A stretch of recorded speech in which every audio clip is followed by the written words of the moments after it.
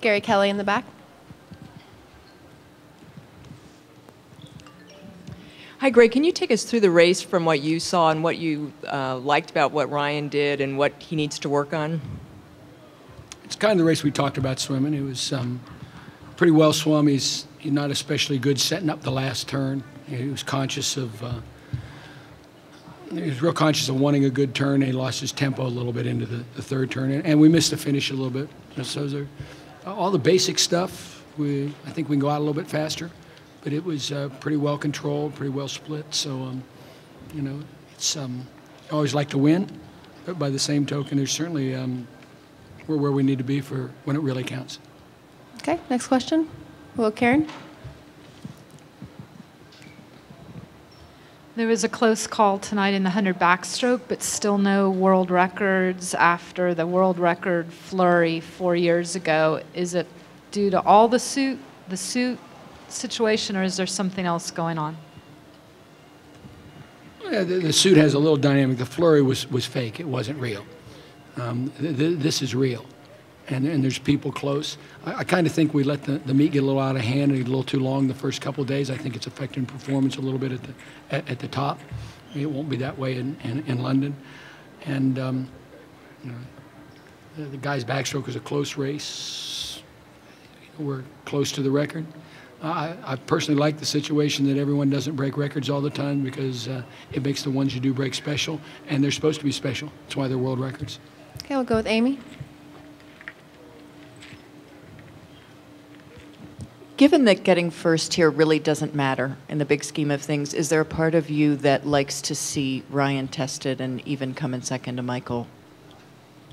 No, we want to be first.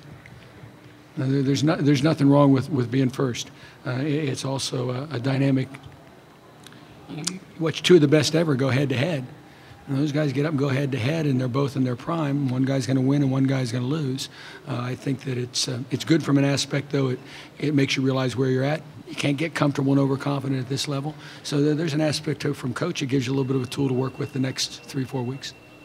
Okay, we'll go right there. We'll take one more question after this. Coach Ryan Lochte said that the US team is going to lighten it up in London.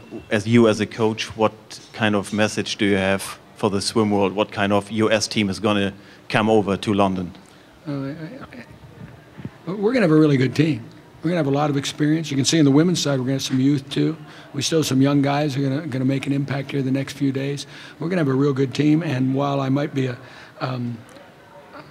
the first couple of days here were a little bit long, and they might have impacted performance a little bit, but they're going to make us that much more battle-hardened and that much more ready for London. I think we're going to take a good group of folks over there. Okay, we'll take one more question. Go right up in the front. Greg, can you explain a little bit about the if there is any strategy in the scheduling from today to London Olympic Games to build up the team, including the foreign camps and all that? We're going to have somewhere between 20 and 26 guys in the team. My guess is there's somewhere between 20 and 22 strategies. Just depends on how each of them, what their background was, what their preparation was for this, how well they can handle two performances. You know, you just listen to a guy like Matt approaches it a little different way. Matt's going to have a little different strategy than maybe what a guy like Ryan does. A guy like Connor Dwyer that's inexperienced is going to have a little different strategy than, you know, he and Ryan train together, but they won't do the same things.